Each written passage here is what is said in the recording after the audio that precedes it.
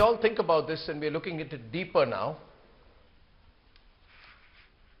is it possible that Sachin Vaze's bosses did not know? You know, Shravan, you put it absolutely spot on there. Sachin Vaze today was trying to make himself look like, he said, I'm a scapegoat in this. No one fell for it. But there is a bigger question that is eclipsed in this all, Shravan. How could Vaze's bosses and the top cop who Vaze had complete access to, the top cop, who Vaze used to work with 24/7, not know anything? After all, the matter of investigation is when the matter came up in the assembly, when Devendra Fadnavis raised it in a big way. Who did Vaze go to first? I am told he came straight to the commissioner's office and walked straight into Parambir's room and had a 3-hour meeting. How could the assistant police inspector walks into commissioner's office and has a 3-hour meeting? I am told when the meeting happened, additional commissioners were sitting outside waiting for the assistant police inspector to finish his consultation and discussion with Parambir. Sean. It's an obvious question all this while, Arnab, the fact that he walked into straight commissioner's office and there are images of it.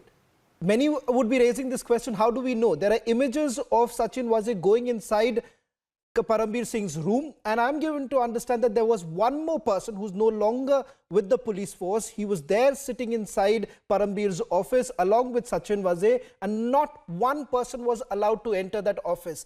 And it's no more a secret that Sachin Vaze never reported to the Joint Commissioner of Crime Branch, Milind Bharambe. No, you're saying the meeting wasn't between Vaze and Parambir alone. There was a third person there.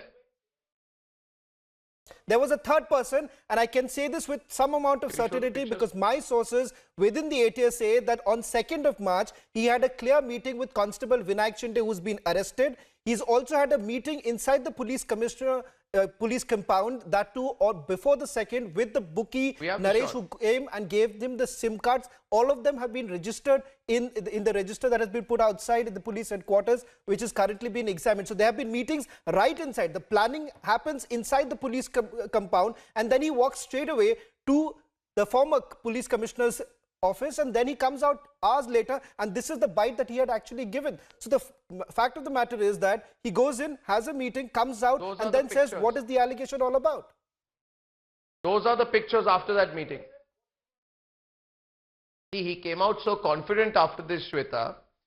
Let me actually, before I go to the politics of it, Yashovardhan Azad, very senior IPS officer. Yashovardhan, what emerges, he goes and meets Parambir. After coming back and meeting Parambir, and Shravan tells us that his sources tell us there was a third person in the meeting, there was a 3-hour meeting. He's very arrogant, and you know, I remember there was a comment, if I can play out that bite, I'll play it there. Reporter asks him about his role, and he tells the reporter, you're wearing a pink shirt. Am I asking you why you're wearing a pink shirt? I'm asking you, he aggressively points to the reporter, almost physically threatens him and says, you're wearing a pink shirt. I'm asking you why you're wearing a pink shirt. I would like that bite played out. He's aggressive towards the media. He's aggressive. It's almost as if he feels he's gotten away with it. You know, so this kind of arrogance only comes when there is some degree of protection a man has. You see, the brazenness of this crime, Arnab, is absolutely astounding to anybody. And it is also clear, as you said, that crime intelligence unit, of course, has a close relationship with the police commissioners. There's no doubt about that.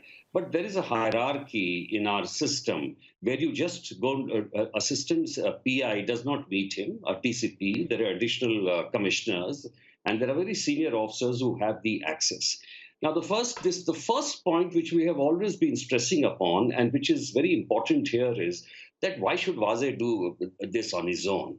So on that point, I agree with you. It has to be searched deeper as to where did he get this sanction from, because the kind of infrastructure involved, the kind of the arrangements involved, the kind of logistics involved cannot be done by an ordinary API. That is number one. But Arnab, I would not like to stop even at that.